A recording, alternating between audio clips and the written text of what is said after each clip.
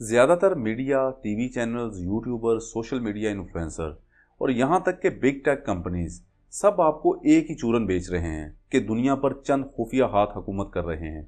वो जो आपको नज़र नहीं आते, लेकिन वो आपकी सोच, आवाज़ और ज़िंदगी के फैसले कर रहे हैं। हर जंग, इनकलाब और हर नया कानून उन्हीं के इशारों पर होता है।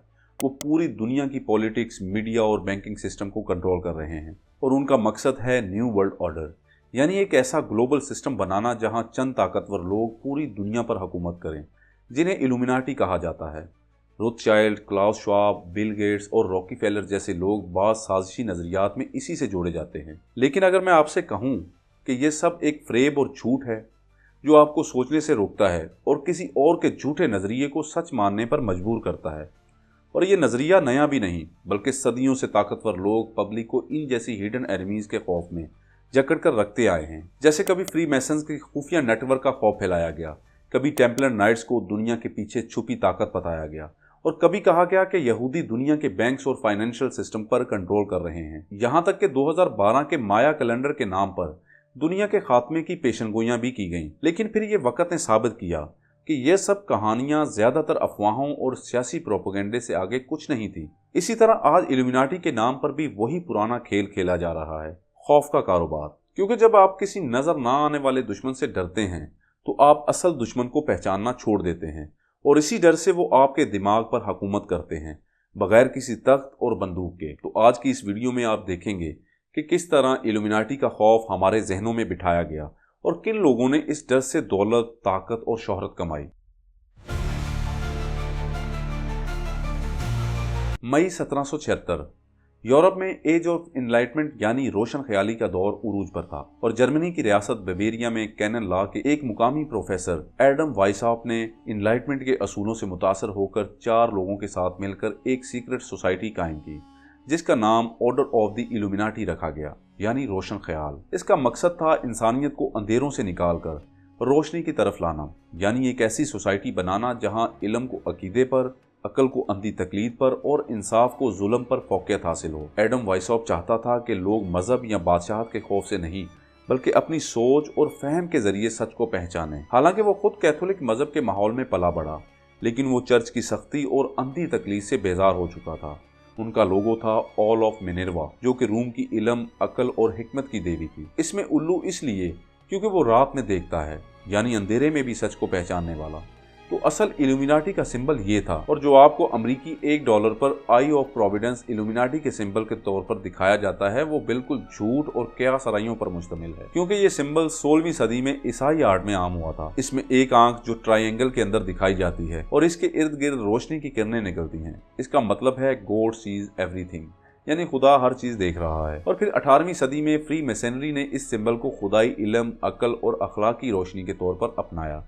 उनके नज़दीक इसका मतलब है कि इंसान अपने अमाल से खुदा के इल्म से छुप नहीं सकता। फ्री मैसनरी 14वीं सदी के पत्थर तराशों की एक पेशावर ऑर्गेनाइजेशन थी जो चर्च, किले और महलात बनाते थे। 18वीं सदी में जब यूरोप इनलाइटमेंट एरा में दाखिल हो चुका था, तो लोग मजहबी जबर, बादशाहत और पादरियों के जुल्म के खिलाफ इल्म और आज़ादी की बात करने लगे। इन्हीं दिनों फ्री मैसनरी ने भी अपने रवायती तामीराती असूलों से हटकर जिंदगी के असूलों को बुनियाद बनाकर खुद को एक मॉडर्न सेकुलर सोशल ऑर्गेनाइजेशन में तब्दील कर लिया, जो लोगों को अखलाक, अकल और भाईचारे के असूलों के जरिए बेहतर इंसान बनाने की तरबियत देती है। और ये आज भी दुनिया के कई मुल्कों में काम कर रही है।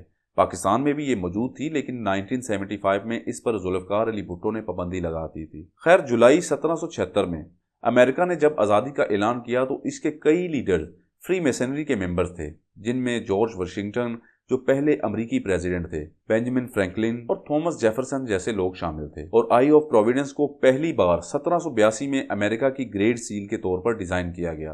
फिर 1935 में फ्रैंकलिन रूजवेल्ट की हुकूमत के दौरान ग्रेट सील के दोनों हिस्से पहली बार $1 के नोट पर छापे गए, जिसकी तजवीज़ उस वक्त के secretary of agriculture Henry Wallace ने दी, और इन दोनों का ताल्लुक भी फ्री मैसनरी से था। खुद एडम वाइसॉप ने भी 1777 में इल्यूमिनाटी में मजीद लोगों को भर्ती करने के लिए फ्री मैसनरी ज्वाइन की थी, जिससे 20वीं सदी के मुसन्निफीन जैसे नेस्टा वेबस्टर और विलियम गायकार्ड ने ये कहना शुरू किया कि इल्यूमिनाटी ने फ्री मैसन्स के जरिए दुनिया पर कब्जा किया है। और इन्हीं दोनों ने सबसे पहले आई ऑफ प्रोविडेंस को भी इल्यूमिनाटी का सिंबल बताया। लेकिन तारीखी तौर पर कोई भी ऐसा सबूत नहीं मिलता कि वाइसॉप ने कभी ये सिंबल इस्तेमाल किया हो, और ना ही इन दोनों ने कोई सबूत दिया सिवाय इल्जाम के। दूसरा, इल्यूमिनाटी वाइसॉप की जाती फिक्री तहरीक थी और फ्री मैसनरी की जड़ें 14वीं सदी के पत्थर तराश कारीगरों में थी। मोतबर ज़राए जैसे इंसाइक्लोपीडिया ब्रिटानिया और नेशनल जियोग्राफिक भी इसको वाज़िया करते हैं कि इल्यूमिनाटी और फ्री मैसनरी के दरमियान कोई बाज़ाब्ता या मुसलसल ताल्लुक नहीं था। इन दोनों को सिर्फ एक तारीख और चंद जॉइंट मेंबर्स के बायस गलती से एक दूसरे के साथ जोड़ा जाता है। और मजीद दो और मशहूर गलत फहमियाँ। पहली, न्यू वर्ल्ड ऑर्डर, जिसे इल्यूमिनाटी का प्लान समझा जाता है। इसकी इस्तिलाह भी 20वीं सदी में शुरू हुई। हालांकि वाइसॉप ने कभी भी ये लफ्ज़ इस्तेमाल नहीं किया, बल्कि ये भी आपको इसी $1 के नोट पर लैटिन लैंग्वेज में मिलता है। मतलब a new order of the age, यानी एक नया दौर शुरू हो रहा है आज़ादी और खुद हुक्मरानी का। यानी यहाँ नया ज़माना मुराद था पॉलिटिकल और हिस्टोरिकल सेंस में, ना कि इल्यूमिनाटी वाला न्यू वर्ल्ड ऑर्डर। और दूसरी गलतफहमी इसी नोट पर लिखे गए रोमन अदाद जो साल 1776 को वाजे करते हैं, यानी अमेरिका की आज़ादी का साल। लेकिन चूंकि इसी साल इल्यूमिनाटी भी वजूद में आई, तो जो लोग खौफ और फरेब से मुफाद उठाते हैं, उन्होंने जानबूझकर इल्यूमिनाटी के क़याम को इससे जोड़कर पूरी दुनिया में मशहूर कर दिया। हालांकि ये साल भी आई ऑफ प्रोविडेंस की तरह 1782 में अमेरिका की ग्रेट सील पर शामिल किया गया था। और इन दोनों का एक साल में होना सिर्फ एक कोइंसिडेंस था, बिल्कुल वैसे ही जैसे अमेरिकन प्रेसिडेंट अब्राहम लिंकन और जॉन एफ कैनेडी की सदारत और कत्ल के वाक़यात में नाकाबिले यकीन हद तक सिमिलैरिटीज पाई जाती हैं। या टाइटैनिक के हादसे से 14 साल पहले लिखे गए नावल फ्यूटिलिटी में बिल्कुल वैसा ही जहाज डूबने का मंजर मौजूद था जैसे मुसन्नफ ने पहले से ही सब कुछ देख लिया हो। यानी तारीख में हमेशा इत्तफाक होते आए हैं, लेकिन हकीकत यही है कि इस दावे का कोई तारीखी सबूत नहीं कि ये सिंबल कभी इल्यूमिनाटी ने इस्तेमाल किया हो। और इसमें नामुकम्मल पिरामिड अमेरिका की ताकत, स्टेबिलिटी और कौम की बुनियादों की अलामत है। तो जिस वक्त इल्यूमिनाटी की बुनियाद रखी गई,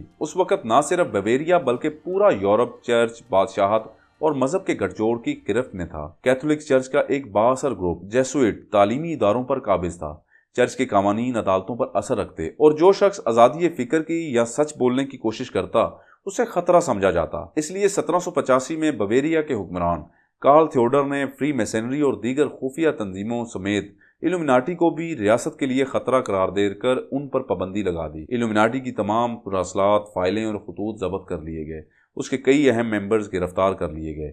लेकिन वाइसॉप रातों रात जर्मनी के एक और रियासत सेक्सकोटा में फरार हो गया, जहां वो 1830 में खामोशी से मर गया। तो यहां तक इल्यूमिनाटी का खेल था जो खत्म हो गया। इसके बाद शुरू हुआ साजिश, खौफ और अफसानों का दौर। 1789 में यूरोप की तारीख का एक बहुत बड़ा सियासी और समाजी तूफान शुरू हुआ, जिसे हम फ्रांसीसी इनकलाब से जानते हैं। पब्लिक भूख, टैक्स और बादशाहत के जुल्म से तंग आ चुकी थी।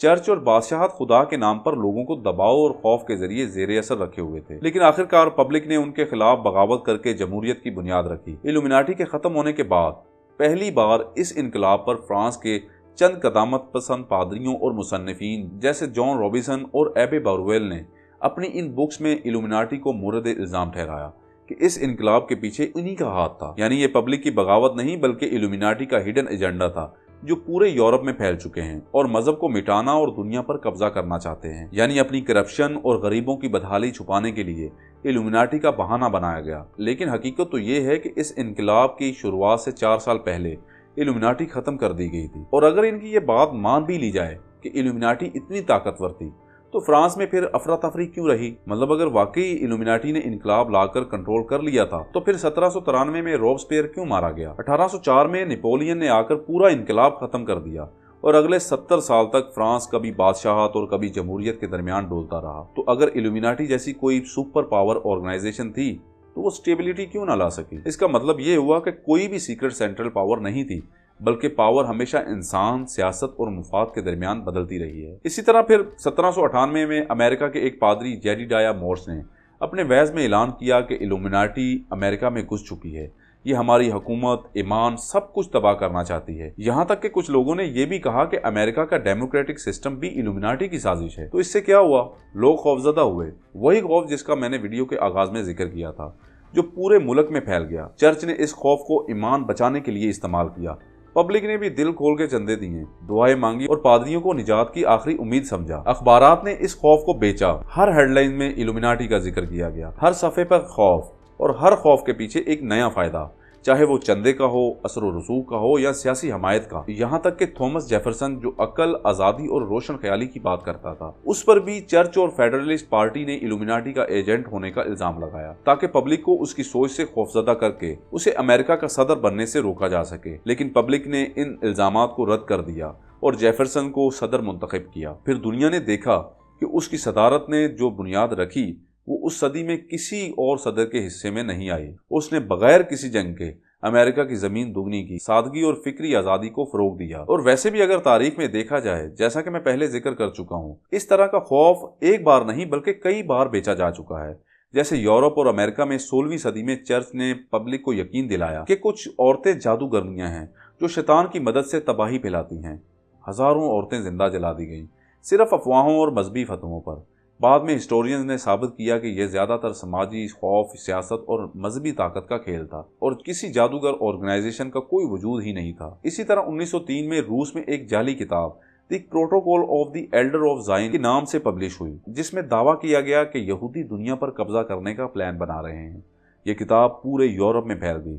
न्यूज़पेपर्स, पॉलिटिशियंस, हत्ता कि हिटलर ने भी इसे अपने बयानिए के लिए इस्तेमाल किया। फिर बाद में रशियन सीक्रेट पुलिस ओखराना के एक ऑफिसर ने एडमिट किया कि ये एक जाली डॉक्यूमेंट था जो सिर्फ पब्लिक को डराने और नफरत फैलाने के हथियार के तौर पर इस्तेमाल किया गया था। लेकिन हर बार मकसद एक ही होता था, पब्लिक को एक दुश्मन दिखाओ ताकि असल ताकतें बची रहें। तो ये इल्यूमिनाटी की कहानी का दूसरा जन्म था। फिर 20वीं सदी में फिल्मों, नावलों और डॉक्यूमेंट्रीज ने इल्यूमिनाटी को दुनिया की पोशीदा शैतानी ताकत के तौर पर पेश किया, जैसे वो हर बड़े लीडर, सिंगर या कंपनी के पीछे बैठी हो। फिर 21वीं सदी में इंटरनेट ने इन कहानियों को आसमान तक पहुंचा दिया।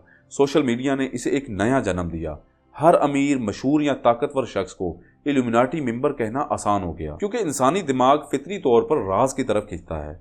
जब कोई बगैर सबूत के कहे कि ये एक खुफिया सोसाइटी है तो दिमाग फौरन सोचता है कि जरूर इसके पीछे कुछ छुपा होगा। जैसे आज हम देखते हैं कि अगर कोई बंदा अचानक अमीर हो जाए और असर व रसूख भी रखता हो तो दिमाग समझ नहीं पाता कि ये कैसे मुमकिन हुआ, तो वो खुद को तसल्ली देता है कि जरूर इसके पीछे इल्यूमिनाटी का हाथ है। जैसे पाकिस्तान में वकार ज़काओ को भी इल्यूमिनाटी का मेंबर कहा जाता है। ये वही पैटर्न सीकिंग मेंटेलिटी है जो इंसानों में नेचुरल है। हम हर चीज में कनेक्शन तलाश करते हैं, चाहे वो हकीकत में ना हो। आज इल्यूमिनाटी किसी सीक्रेट सोसाइटी से ज्यादा एक पॉप कल्चर का ब्रांड बन चुकी है, एक इंडस्ट्री जो खौफ, राज और झूठ को शोहरत और दौलत में बदल देती है।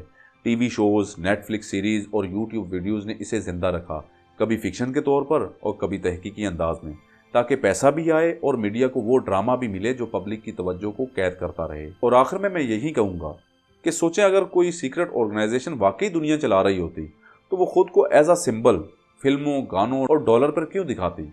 यानी साजिश नहीं, सिर्फ कहानी है जो बेची जा रही है।